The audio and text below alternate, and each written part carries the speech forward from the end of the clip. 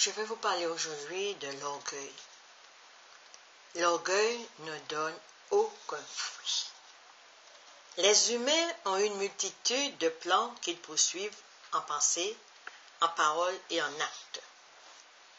Il devient donc difficile de définir les parts charnelles et les parts spirituelles impliquées dans les choses que nous entreprenons au nom de Jésus. Toutefois, nous savons que nos œuvres ne sont pas toujours le fruit de l'esprit, car souvent il n'en résulte que peu de fruits. Nous travaillons et nous nous fatiguons dans nos œuvres, sans pour autant faire de vrais progrès, et il semblerait qu'il y a toujours quelque chose qui se met à travers de notre chemin. La logique est que toute chose qui nous résiste et qui nous bloque est d'origine humaine ou satanique. Jacques chapitre 4 verset 3 nous dit: vous demandez et vous ne recevez pas, parce que vous demandez mal, dans le but de satisfaire vos passions. Ça s'appelle l'orgueil. Il est précisé dans ce verset que parce que vous demandez mal.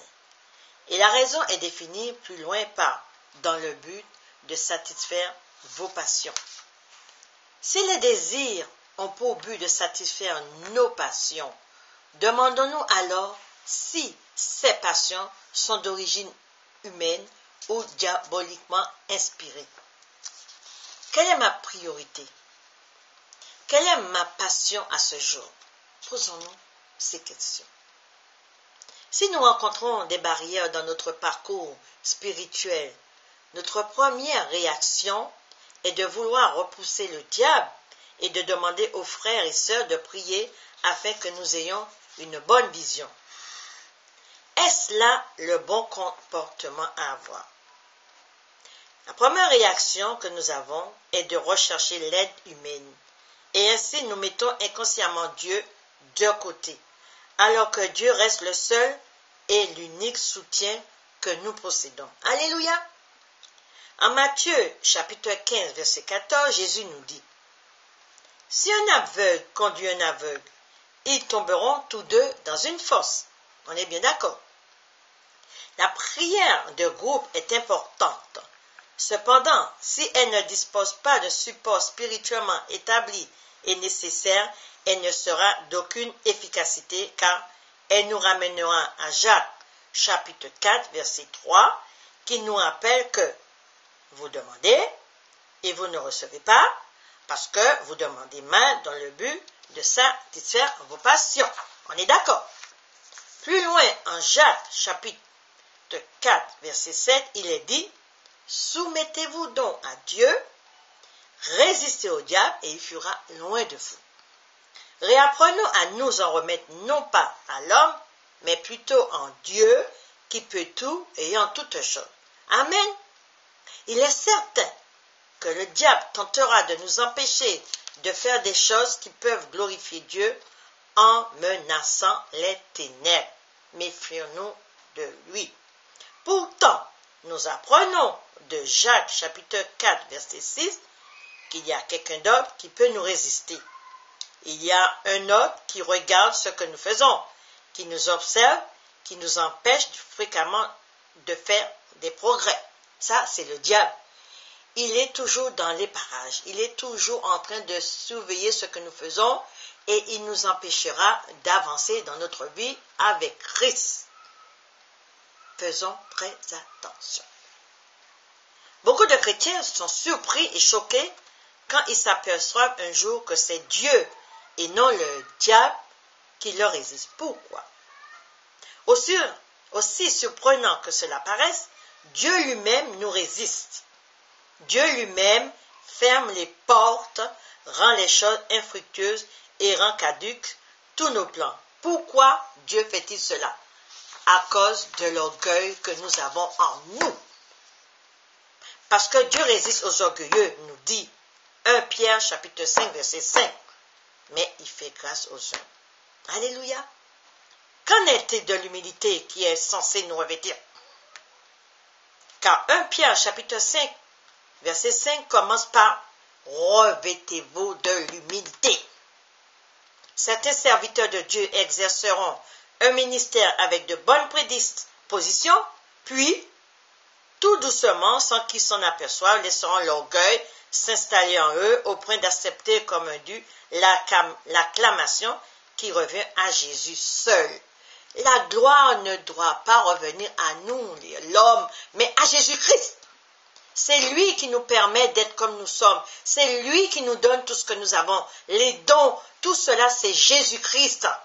L'homme laisse l'orgueil entrer en eux et ils se font le maître. Abaissons-nous afin que Dieu augmente en nous. Alléluia. En Galates chapitre 6, verset 3, l'apôtre Paul nous dit bien que si quelqu'un pense être quelque chose, quoiqu'il ne soit rien, il s'abuse lui-même. Et en Galates chapitre 6, verset 4, il rajoute que chacun examine ses propres œuvres et alors il aura sujet de se glorifier pour lui seul et non par rapport à autrui.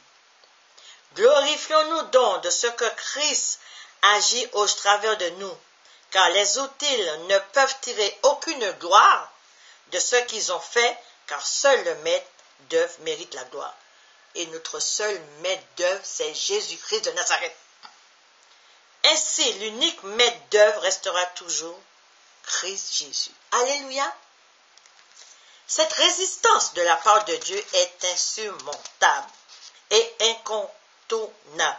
C'est une chose dangereuse que de se battre contre Dieu. Faisons attention. Faisons attention de ce que nous faisons. On ne se moque pas de Dieu. Nous passons la plus grande partie de notre vie à lutter contre les plans de Dieu au lieu de coopérer avec lui et en fin de compte, nous n'en tirons rien. Vanité des vanités, dit Ecclésiaste, rien que vanité, l'orgueil. Tant de temps d'efforts sont gâchés parce que nous n'en faisons qu'à notre tête et que nous suivons notre propre voie.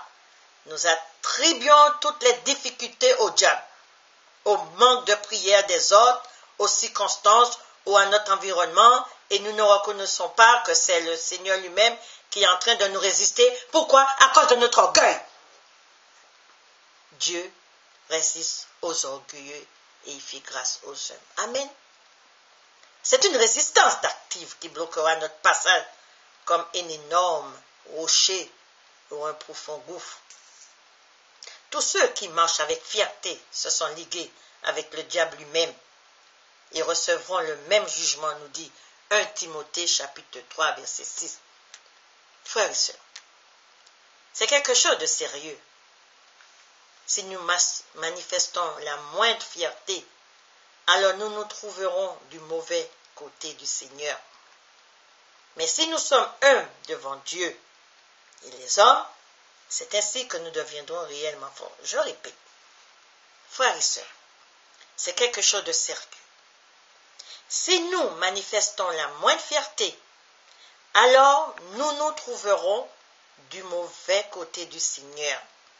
Mais si nous sommes humbles devant Dieu et les hommes,